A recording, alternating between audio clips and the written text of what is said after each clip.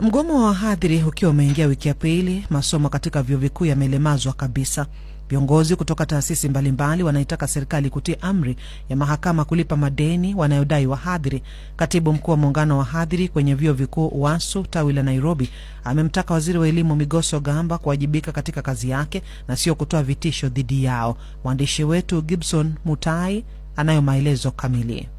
Huku masomo katika vyuo vikuu yakilemazwa, wahadhiri wamedinda kurejea kazini hadi matakwa yao yatimizwe na serikali. Katibu mkuu wa UASU tawi la Nairobi Maloba Wekesa anasema serikali inapaswa kujali wahadhiri na wala sio kutumia njia za hila ambazo hazitotoa suluhisho la kudumu. Yes, university lecturers are very law abiding people, but we are also very aware of our rights. And we are also very aware when the government wants to game us. A strike is not something which happens nearly suddenly. It is a long process. Katika mahojiano na runinga ya Citizen, Maloba amesema sekta ya elimu iko katika hatari kubwa sana kutokana na harakati za wanasiasa kufanya vyuo vikuu kama sehemu zao za biashara. Politicians have always thought universities are this sort of arenas which will suddenly become their employment bureaus. It's not about establishing a charter. For them, it's establishing a center where I will employ my relatives. Mwanasheria na mtaalamu wa elimu Elil Situma anasema serikali inapaswa kuwajibikia masuala yanayohusu wanafunzi na wala sio kuingiza siasa. 7 years is too long a period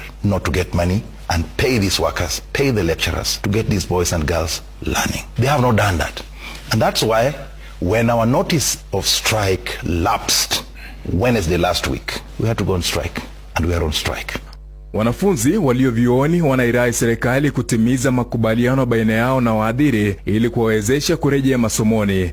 Emmanuel Gabare ni mwanafunzi wa taaluma ya wanahabari akiwa katika mwaka wa 4 katika chuo kikuu cha Moi, anaeleza. Kisaikolojia imeniathiri kwa sababu imenipa wasiwasi kwamba ikiwa huu ni mwaka wangu wa mwisho, miradi ile ambayo ilikuwa ninafaa nifanye mula huu pia imesimama kwa sababu hakuna uangalizi au wasimamizi katika miradi hiyo. Baadhi yao wamesimulia changamoto wanazopitia wakilazimika kutumia fedha zaidi sawa na kupoteza muda wa masomo, kama anavyoeleza Mary Atieno, mwanafunzi wa mwaka wa kwanza chuo kikuu cha Moi. Challenge yenye napitia kama mimi since nikuje shule hatujaenda class, tunatumia tu upkeep, lakini yenye tulikuwa tunafaa kutumia kimasomo tunaona inaisha na hatujaanza hata kusoma. Nikiripotia Radio Citizen, jina langu ni Gibson Mutai.